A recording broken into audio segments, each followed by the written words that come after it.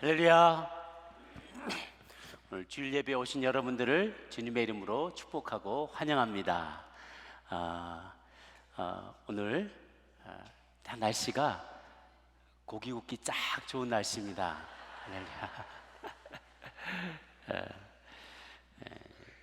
좀 비가 많이 뿌리지만, 조금 비가 뿌리지만 우리가 하나됨을, 주의 머리 된 그리스도의 몸 된 교회로서 우리가 서로를 사랑하고 서로 교제하고 모이기 힘쓰려는 우리의 노력을 막을 수 없으리라고 저는 믿습니다. 그리스도인은 고아가 아니에요. 고아가 아닙니다. 많은 분들이, 어떤 분들은 그래요.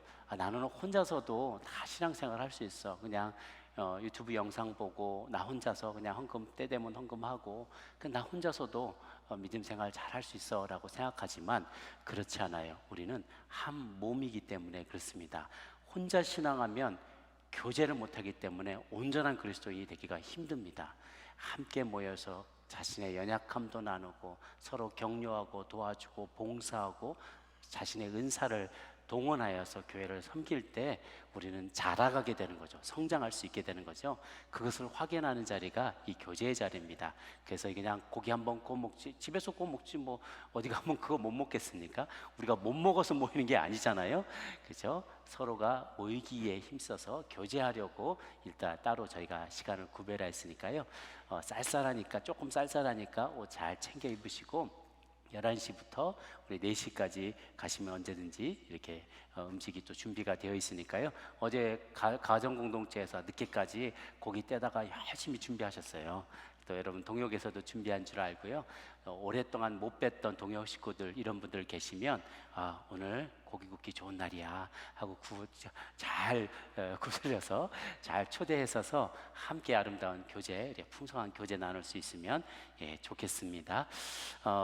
그리고 제가 이번 다음번에 이제 NCKPC 그 총회가 한국에서 이번에 열리게 됩니다. 그래서 그 총회에 참석하고 또 교회 몇 군데에서 집회를 진행을 하고 제가 돌아올 예정입니다. 다음 주 한 주간은 제가 못 뵙겠고요. 그 다음 주 금요일 날 도착하니까요. 그동안의 일정을 위해서도 기도해 주시기를 부탁드리겠습니다.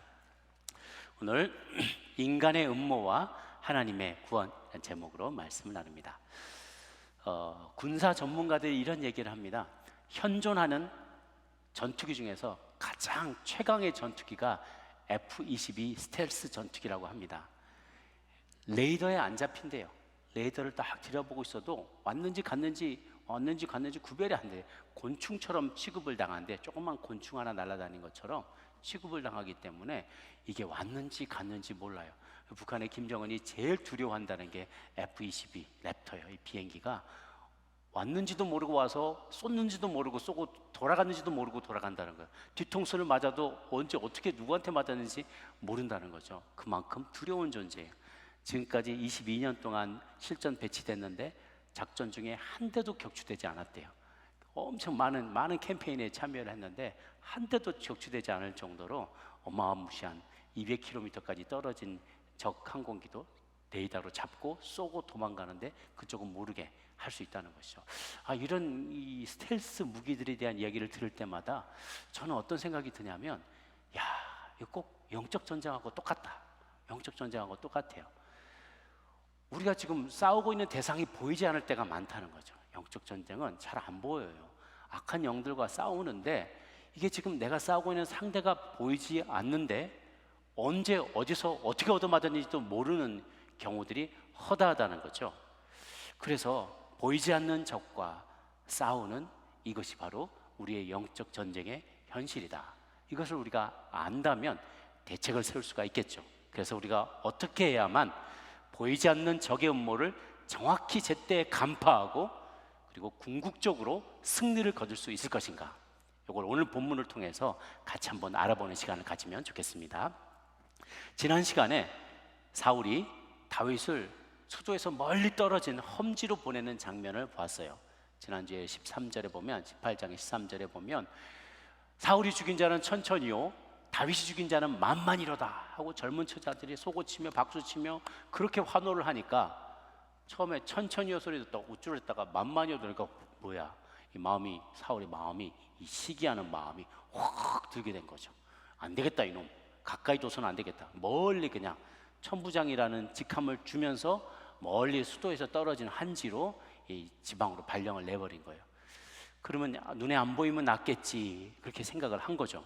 그런데 웬걸, 이 친구가 저 멀리 지방까지 가니까 눈에 안 보이는 그 지방에서 그 동네 사람들의 마음을 다 얻은 거예요. 인심을 다 얻게 되었어요.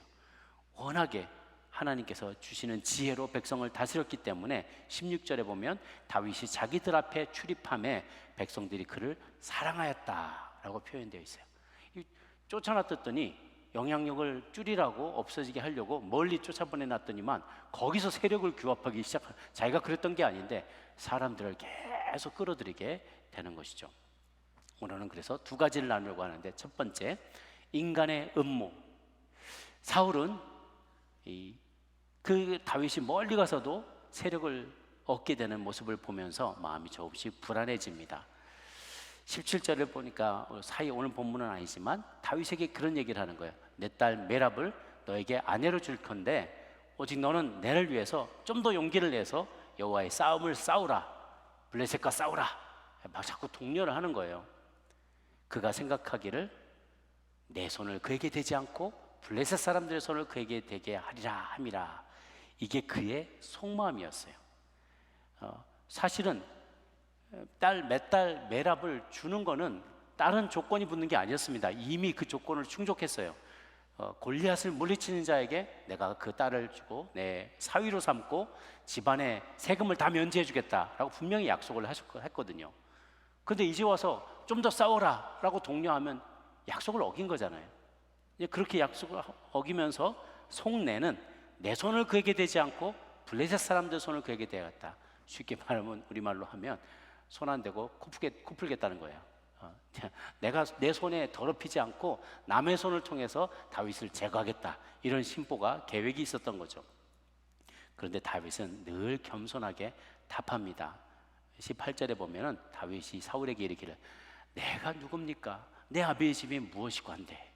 이 다윗의 순수한 마음, 겸손한 마음이 거기 묻어납니다. 자기 딸을 이용해서 교활한 방법으로 다윗을 죽이려고 해가는 사울과는 대조적으로 다윗은 자기의 집안이 보잘것없는 집안이고 지금 가진 재산도 많지 않고 정치적으로 자기는 무명인이라는 것을, 무명한 사람이라는 것을 겸손하게 고백하고 있는 것이죠. 솔직히 말씀드려서 다윗은 이때까지도 부와 명예와 권력을 얻는 일에 연연한 사람이 아니었어요. 다윗이 골리앗을 물리칠 때 장면을 기억하시죠? 왕의 사위가 된다, 면제해준다, 그 말에 동기부여가 된 게 아니라 감히 이 할례받지 않은 블레셋 사람이 살아계신 하나님의 이름을 모욕하는데 가만둘 수 없다라는 의로운 분노 때문에 나가서 이 열쇠에도 불구하고, 신체적인 조건과 스킬과 이런 여러 가지 열쇠에도 불구하고 담대하게 믿음을 가지고 돌팔매를 던져서 제거했던 거잖아요. 그것이 그의 마음의 순전한 동기였어요. 왕의 사위가 되는 것, 권력을 얻는 것, 유명해지는 것, 그거에 집착한 사람, 연연한 사람이 아니었던 거죠. 사울은 그래서 자기 계략이 먹혀들지 않으니까 자기에게 주기로 했던, 다윗에게 주기로 했던 딸을 다른 사람에게 아내로 주어버리고 맙니다. 이런 장면에서 만약에 여러분이 다윗이라면 이걸 엄청난 모욕으로 받아들일 수 있어요. 다른 사람이 다윗이었다면. 왜냐하면 분명히 주기로 한 어떻게 보면 왕의 사위의 자리인데 분명히 딸을 주겠다고 얘기해놓고 딴 사람에게 딸을 줘버린다는 거는 면전에도 되고 너는 자격 없는 인간이야, 너는 깜이 아니야, 내 사위감이 아니라서 더 자격 있어 보이는 사람한테 내가 줬어 라고 말하는 거나 다름없어요. 비록 다윗은 받을 생각을 그렇게 크게 집착하지 않았지만 주변 사람들은 이미 그 이야기를 다 알고 있고 그의 약속한 것도 알고 있기 때문에 다윗이 언젠가는 사위가 되겠지라고 생각하고 있다가 갑자기 그런 일도 변하면 주변 사람이 흥분할 거예요. 아니 뭐야, 무시하는 거야? 대놓고 무시하는 거죠. 너는 내 사위할 자격이 없어, 그런 깜이 아니야, 그렇게 얘기할 수 있어요. 그렇게 해석할 수가 있겠죠.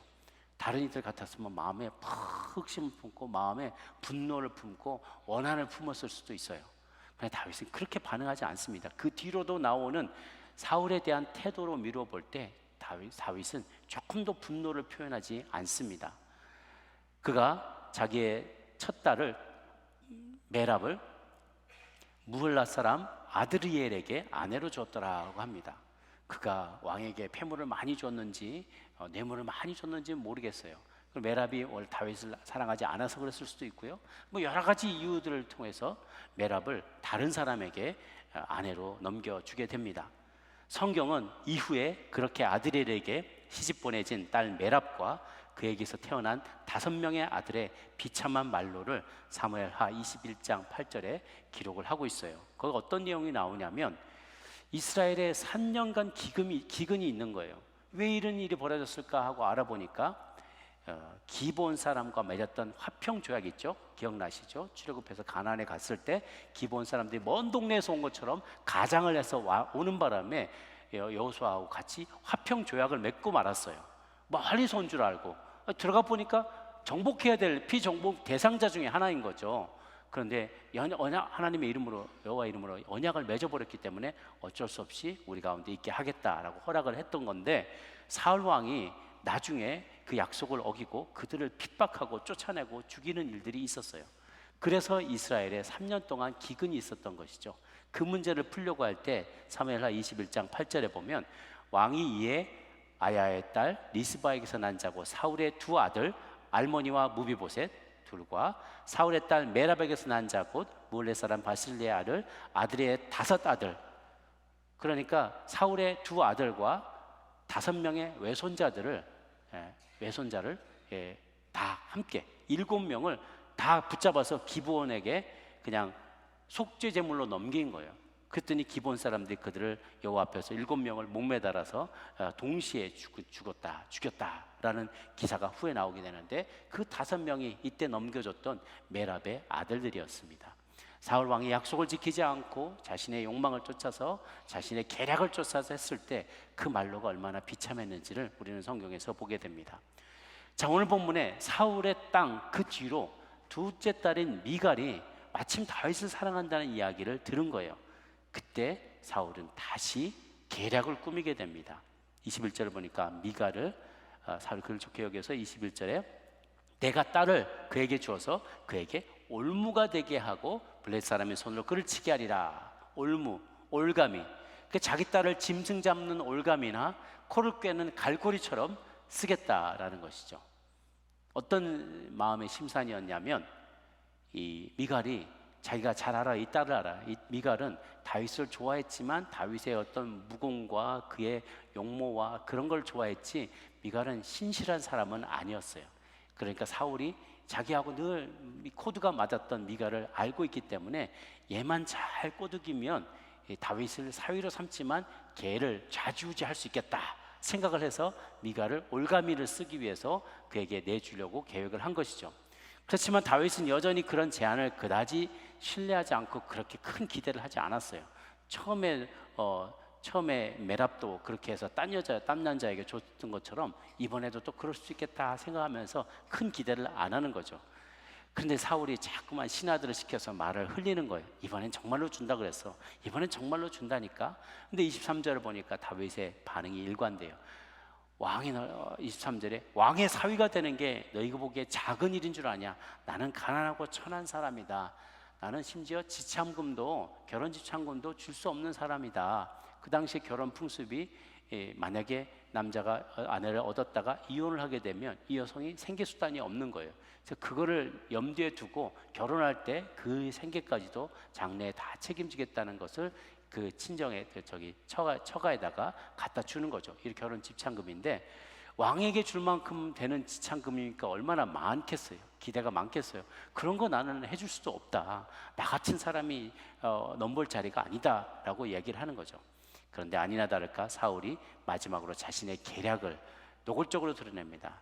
사울이 이르되 너희는 다윗에게 이렇게 말하기를 왕이 아무것도 원하지 않고 다만 왕의 원수의 보복으로 블레셋 사람들의 포피 100개를 원한다 하라. 이는 사울의 생각에 다윗을 블레셋 사람들의 손에 죽게 하려 함이라. 계속 음모를 꾸밉니다. 죽이려는 음모를 꾸며요. 여기서 양피, 그 블레셋 사람들의 그 포피를 뱉다는 것은 생식기의 포피를 말하는 것입니다. 그런데 멀쩡히 살아 움직이는 블레셋 사람의 포피만 벗겨줄게, 잠깐만 기다리세요. 그럴 수 없잖아요. 그러니까 그를 죽여야 되는 거예요. 100명을 죽여야만 이 포피를 거두올 수 있는 것이죠. 그런데 이게 얼마나 위험한 일이었냐면 100명을 한꺼번에 가둬놓고 죽을 수가 없잖아요. 그러니까 전쟁을 하면서 한 군데서 싸워서 이기고 이 사람들을 데려오고 그거를 포피를 가져오고 또 이렇게 계속 싸워나가야 되는데, 지금을 생각해 보면 이거는 상대방의 병사를 죽인 것뿐만 아니라 시체를 훼손하는 일에 해당되는 거거든요. 그러니까 그런 일들을 당할 때 블레셋 사람이라면 가만히 있겠냐는 거예요. 마음이 흥분하죠. 분노하는 일이죠. 자기 가족들, 자기 동료들이 전우가 죽었는데 이스라엘 백성들이 와서 시신을 막 훼손하고 간다는 거예요. 거기에 분노할 것이고요. 첫 번째는 또 다른 건 뭐냐면, 이스라엘 백성들은 할례 받는 민족이었어요. 다른 이방인 블레셋 사람들은 자기 신을 섬기기 때문에 할례 받는 의식을 하지 않습니다. 할례를 죽었지만 그에게 할례를 베풀었다는 것은 강제로 개종을 시켰다는 거예요. 그러니까 자기들이 섬기는 신이 있는데 억지로 그를 죽여서 그를 강제로 개종시켜서 유대인처럼 할례 받는 자처럼 만들어 버렸다. 견딜 수 없고 용서할 수 없는 일이죠. 그러니까 처음에 몇 사람을 죽였는데 그런 행위들을 한다는 얘기가 퍼져나가게 되면 블레셋 사람들은 그러지 않아도 억울하고 그러지 않아도 분노가 나는 차에 다윗만 나타나면 이를 갈지 않겠습니까? 굉장히 앞으로 하면 할수록 점점 더 위험해지는 이런 미션인 거예요. 그것을 하면서 내심 그 이스라엘 블레셋 사람들의 분노를 사게 해서 더 빨리 죽게 만들려는 그런 계략을 그가 꾸몄던 것이죠. 그런데 그래서 그들이 이건 마치 블레셋 사람을 2번 죽인 것과 같은 것이고 블레셋 사람들에게 크게 미움을 받게 시도하는 것이었습니다. 여러분, 영적 전쟁은 마치 이렇게 대리전과 같아요. 군대와 군대가 서로 마주해서 싸울 때 사단의 계획을 따르는 군대, 하나님의 계획을 따르는 군대가 대리전을 하는 것과 같은 형국인 것이죠. 이때 사단의 놀이개로 전락해버린 사울이 이스라엘 나라를 승계하도록 기름 부음 받은 다윗을 죽이기 위해서 가진 계략을 다 꾸밉니다. 이 두 군대에는 다 군대이기 때문에 조직을 갖추고 있어요. 사단의 세계에서도 악의 세계에서도 그 안에 조직이 다 있어요. 사단이 머리 꼭대기에 있고 그가 부리는 많은, 우리로 치면 뭐 대장들도 있고 준장도 있고 뭐 대령들도 있고 소령도 있고 우리 그다음에 대위도 있고 소위도 있고 다 그 하이어라키가 다 있는 거예요. 하나님의 나라 군대에도 천사들 가운데도 그런 군대가 있죠. 그리고 그 밑에 이 육의 세계 안에서 그들의 영향력 아래에 있는 사람들도 이런 하이어라키가 있어요. 영적인 하이어라키가 있어요. 제일 가장 효과적인 전략은 서로가 서로의 우두머리를 넘어뜨리는 거예요. 영의 세계에서도 악한 영들이 하나님 도전하고 예수 그리스도에게도 도전하고, 예수님이 실제로 이 땅에 있었을 때 예수님을 어떻게든지 물리치려고 그를 무릎 꿇게 하려고 얼마나 사단이 시도를 했는지 몰라요. 뿐만 아니라 이 땅의 육신의 세계 안에서도 서로 간에 이 머리를 치려고, 그 머리를 쳐내리기 위해서 얼마나 많은 음모와 술수를 쓰는지 모릅니다. 최근에 제가 신문을 봤는데 신문 내용에 한국군들이 한국에서 육군에 이제는 전투 시에 어깨에서 견장을 제거하기로 결정을 했다고 해요. 여기 녹색 견장들을 지휘관이, 항상 전투 현장에서는 지휘관이 여기 녹색 견장을 차고 전투를 지휘하곤 하는데, 우크라이나 전쟁에서 러시아와 우크라이나가 싸울 때 우크라이나 스나이퍼들이 전부 다 러시아의 장성들, 지휘관들만 표식이 다 따로따로 있으니까 그 표식을 보고 분별을 해서 그들을 다 저격을 한 거예요. 그래서 장군들이 굉장히 많이 죽었대요. 장군이 어디 있는지 또 어떻게 하라는가 보니까 이제는 전자전이 이렇게 서로 통신이 많이 있는데 러시아 통신 기술이 처졌기 때문에 핸드폰을 또 쓰더라는 거예요. 핸드폰이 어느 한 지점으로 다 몰리더래요. 핸드폰 시그널이 다 거기서, 거기 중요한 사람이 있어가지고 거기에다 다 작전도 상황도 보고하고, 그러면 그 시그널이 다 글로 모이니까 여기 딱 찍어가지고 아주 그냥 드론을 보내가지고 거기를 폭격을 시키고 막 포를 쏘고, 그래서 거기에 있는 장성들이, 유명한 장군들이 다 죽은 거예요. 그러니까 경험도 많고 지식도 많고 리더십도 있고 아주 전투에 아주 능한 많은 유능한 지휘관들이 다 죽어버리고 나니까 막 남은 군대가 오합지졸이 돼서 빤스바람으로 막 항복하고 나오고 이런 일들이 많이 벌어지는 거죠. 그래서 우리도 조심해야겠다. 그래서 견장을 다 떼고 녹색 견장을 떼고 자기가 지휘관이라는 것을 보이지 않고 나가려고 한다는 거죠. 영적인 세계에서도 마찬가지입니다. 간부를 잡고 지휘관을 잡으면 조직이 무너지는 거예요. 가정에서 제사장으로 하나님께서 남자분들을 세웠는데요, 남자분들이 제대로 신앙생활 못하고 유혹에 빠지게 만들거나 죄악에 빠지거나 시험에 들게 만들면 이 가정이 흔들리는 건 시간 문제예요. 언제든지 이 가정을 뒤흔들 수가 있는 것이죠. 교회에서 저 같은 담임 목사에게 막 시험에 들게 만들고, 혹은 뭔가 스캔들에 빠지게 만들고, 유혹에 빠지게 만들고, 명예욕에 빠지게 만들고, 그러면 이 교회가 엄청난 타격을 받게 돼요. 장로님들도 마찬가지고, 교회의 리더십을 공격할 때 그 조직이 다 흔들릴 수 있게 되는 거죠. 제가 전에는 이런 부탁을 많이 안 드렸는데 좀 죄송스럽기도 하고, 제가 더 많이 기도해야 되는데 이게 그러면 안 되지 생각을 하다가도, 이 영적인 현실을 보면 여러분들에게 기도를 많이 부탁하지 않을 수 없게 돼요. 저 부족하지만 저를 위해서 기도를 많이 해주시기 바랍니다. 그리고 또 우리 장로님들, 당회에서 수고하시는 각 위원장으로 섬기시는 장로님들과 목사님들을 위해서 또 여러분 기도를 많이 해주시기를 바라요. 그분이 보호받아야 돼요. 그분들이 우리의 생각이 명징하게 될 수 있도록, 사단의 유혹에 빠지지 않도록, 다투고 싶은 마음이거나 나를 드러내고 싶은 마음이거나 다른 욕망, 인간적인 욕망에 그 노예가 되지 않도록 여러분이 꼭 기도를 많이 해주셔서, 이렇게 아이언돔 같이, 예루살렘을 보호하는 아이언돔 같이 기도로 팡팡팡팡팡 막아서야 돼. 사단이 불화살을 쏘고 막 미사일을 쏘아도 팡팡 아이언돔 그 안에 딱 프로텍트가 돼서 하나님의 몸된 교회를 잘 지켜야만 합니다. 정부도, 나라도 마찬가지입니다. 나라의 정치인들과 중요한 이반자들, 그리고 통치자들의 마음을 막 가닥 휘어지게 만들면, 권력욕과 탐욕에 물들게 만들면 나라를 통째로 집어삼킬 수 있어요. 그 한 나라가 문제가 아니에요. 만약에 어떤 한 나라에 그런 지도자가 나오게 되면 전쟁을 걸어서 다른 나라와 막 수많은, 이번에 러시아의 그런 전쟁을 일으키는 걸 보면서 한 지도자가 얼마나 많은 사람들의 삶을 불행하게 만들 수 있고 전 세계를 위험에 빠뜨릴 수 있는지를 너무 잘 보게 됩니다. 과거에도 히틀러와 같은 사람들이 그렇게 사단의 놀이개로 쓰였던 것이죠. 사단은 계속해서 음모를 만들어냅니다. 음모를, 자신들의 어떠한 계략을 짜서 어찌하든지 하나님의 사람들을 끌어내리고 파멸에 이르도록 합니다. 사단은 사울을 통해서 끊임없이 다윗을 잡으려고 했었지만 그의 모든 시도는 실패로 돌아가고 마는 것이죠.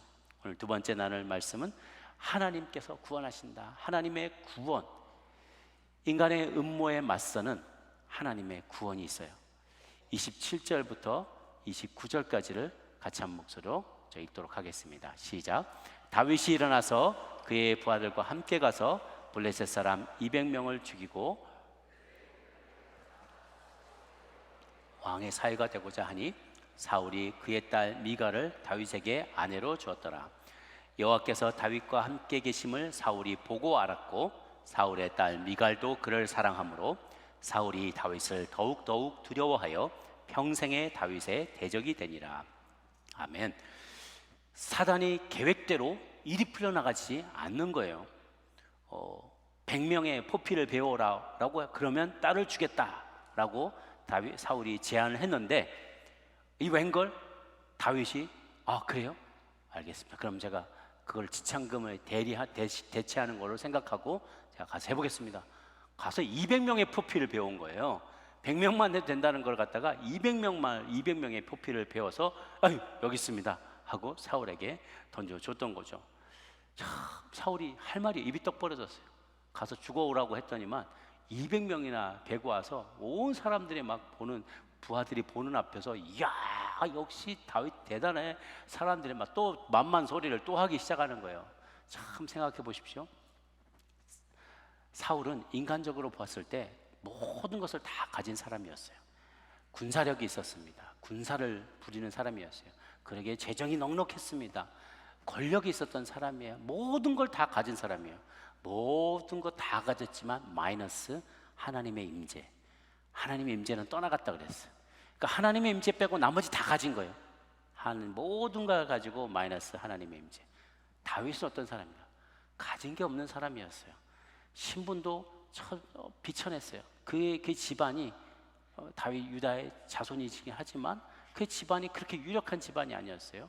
지참금을 지불할 만큼도 안 됐고, 그는 막내였고 부모가 잘 돌보지 않는 사람이었어요. 정말 가진 게 없어서 늘 나 같은 사람은 사회가 될 수 없어 라고 얘기한 사람이었고요. 그래서 자직 권력도 가진 사람은 아니었어요. 아무것도 가진 게 없는, 거의 가진 게 제로에 가까운 비천한 사람이었지만 플러스 그에게는 하나님의 임재가 있었어요.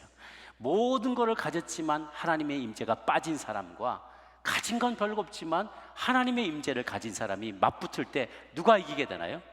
하나님의 사람이 이기게 되는 것이죠. 이것이 우리가 다윗의 싸움을 통해서 깨닫게 되는 놀라운 결론입니다. 사단은 예수님을 십자가에 죽게 만들었을 때 자기가 다 이긴 줄 알았어요. 예수님은 다시 부활하셔서 사단의 머리를 밟아버렸잖아요. 그 결투 이후로 사단의 몰락은 기정사실이 되었어요. 그래서 하나님의 임재가 빠진 사람, 사단이 몰고 다니고 사람이 끌고 다니고 사단의 계획대로 대리전을 하는 그런 존재는 하나님의 맞서는 사단의 음모는 궁극적으로 실패할 수밖에 없다는 거예요. 승리는 따는 당상입니다, 여러분. 저 여러분의 삶의 승리는 보장되어 있는 줄 믿으시길 바랍니다. 사단이 어떤 음모를 가지고 우리에게 찾아올지라도 결론은 승리입니다. 믿는 자의 승리입니다. 하나님이 함께하는 자의 승리입니다. 가진 것 없다고, 배운 게 없다고, 몸이 불편하다고 낙심하지 마세요. 좌절하지 마세요. 우리의 승리는, 결론은 정해져 있습니다. 이미 정해져 있어요. 시간이 불 뿐이에요. 내 눈으로 보지 못할 것 뿐입니다. 체스를 두는데 상대방이 앞으로 두게 될 모든 수를 한쪽이 다 알고 있다고 생각해 보세요. 이게 하나님이세요. 하나님이 사단하고 체스 게임을 할 때 우리가 생각하면 막 사단과 하나님 그럼 막 둘이 비등비등한 것처럼 보이지만 인간하고 개미하고 싸우는, 개미만 도 못한 존재하고 싸우는 것과 똑같다고 생각하시면 돼요. 체스를 탁 두는데 개미가 앉아서 있고 내가 인간이에요. 탁 두면은 다 보이는 거예요. 개미가 어디로 움직이려고 그러는지 다 손바닥에 다 보여요. 그래. 앞으로 몇 수까지도 다 보고 있어요. 그러니까 근데 상대방이 너무 확 죽여버리면 기가 죽으니까 맞춰주는 거죠. 그냥 조금씩 몇 개. 내가 언제까지는 살려주겠다고 했으니까 그냥 시간을 주는 것 뿐이에요. 하나님은 다 알고 계시다는 것이죠. 딱 체크메이트. 나는 마지막 순간을 알고 계시기 때문에 주님은 그냥 기다리시는 거예요. 사단의 속을, 전지전능하신 하나님은 사단의 속을 훤히 들여다보고 계시고요. 넥스트 무브, 다음이 어디로 움직일 것까지도 다 알고 계세요. 그래서 그것을 당신에게 순종하는 자녀들에게 계시하여 주세요. 보여주시고 알려주시는 것이죠. 이게 바로 하늘의 지혜라는 거예요. 오늘 잠언 2장 7절 말씀인데요. 이게 핵심 구절인데요. 이걸 꼭 여러분이 외우시면 좋겠습니다. 한번 같은 목소리, 통성으로 우리 같이 한번 한 목소리로 읽도록 하겠습니다. 시작. 그는 정직한 자를 위하여 완전한 지혜를 예비하시며 행실이 온전한 자에게 방패가 되시나니. 아멘. 자, 우리 인간이, 저와 여러분들이 가지고 있는 것 중에서 완벽하다고 말할 수 있는 것은 하나도 없어요. 왜냐하면 우리는 타락한 인간이기 때문에 그래요. 저 사람은 완벽한 미인이에요. 돋보기 보고 한번 보세요. 얼굴이 양쪽이 비대칭일 수도 있어요. 어디에 잡티가 있을 수도 있고, 한 사람이 모르는 거 볼 수 있죠. 저 사람은 완벽한 리더야. 뒤집어 보면 그의 개인의 삶에 얼마나 흠이 많은지 몰라요. 우리가 완벽하다고 줄 하나 쫙 볼펜으로 꺼놓고 이거 완벽한 직선이야. 전자현미경 보면 야 점이 또 흩어져 있지 직선은 아니라는 거죠. 인간이 만드는 것 중에서 완벽하다는 것은 없어요. 우리가 타락한 이 세상에 살기 때문에 불완전해요. 다 불완전한데 우리가 누릴 수 있는 것 중에 완전한 게 있다고 성경은 얘기해요. 그게 뭐냐? 정직한 자를 위해서 주시는 하나님의 지혜. 하나님은 정직한 자에게 완전한 지혜, 퍼펙트한 위스덤을 허락하여 주신다는 거예요. 이걸 조금 더 설명을 해보면 이겁니다. 우리가 어떤 어려운 문제에 봉착했을 때 솔루션을 우리가 내오잖아요. 예를 들면 내가 어떤 사업을 하다가 큰 문제가 생겼어요. 그래서 뭐 음식점을 하는데 큰 문제가 생겼어요. 그러면 우리가 이거를 어떻게 풀어나가냐면 우리는 내가 통제할 수 있거나 내가 인식할 수 있는 요소들을 기초로 해서 판단을 합니다. 혹은 내가 식당을 새로 오픈한다. 그러면 내가 통제할 수 있는 요소를 가지고 기초해서 판단을 해줘. 이맘때는 뭐 이만큼 투자할 때는 투자금이 얼만큼 필요하고 여기에는 한식을 먹는 사람이 얼마나 있을 거고 회전율은 얼마나 될 거고 식자재는 어디서 신선한 것을 떼올 수가 있고 거리가 얼마가 되고 이런 계산들을 하는 것은 내가 통제할 수 있고 내가 알고 있는 인포메이션을 기초로 해서 판단을 내린다는 거예요. 그래서 이걸 그냥 상식적인 판단이 되는 거죠. 이성적인 판단이 되는 거예요. 그런데 하나님이 주시는 지혜는 어떤 거냐면, 비유하자면 내가 본 적도 없고 들은 적도 없고 알지도 못하는 지식과 기술과 정보를, 그리고 능력을 토대로 해서, 그리고 내가 통제할 수 없는 요소까지도 다 거기에 포함시켜서 하나님은 그 다음 수가 어떻게 될지를 알려주신다는 거예요. 우리가 날씨를 통제할 수 없잖아요. 사람들이 이 지역에 얼마나 몰려올지 우리가 어떻게 알겠어요?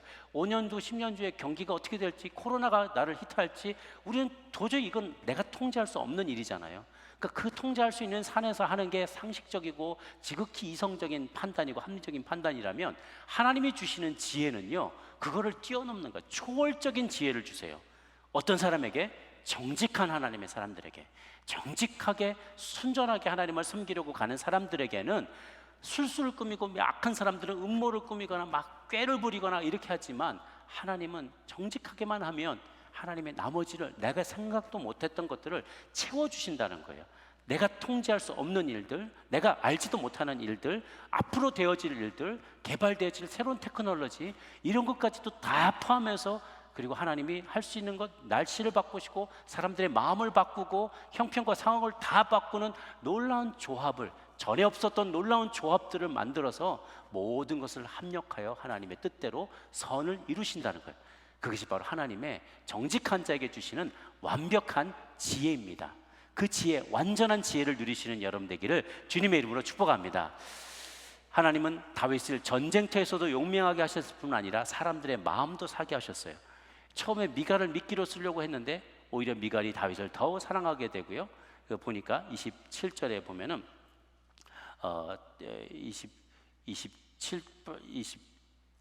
28절에 보니까 여호와께서 다윗과 함께 계심을 사울이 보고 알았고, 사울의 딸 미갈도 그를 사랑함으로 사울이 다윗을 더욱 두려워하고 평생의 다윗의 대적이 되었다라는 것이죠.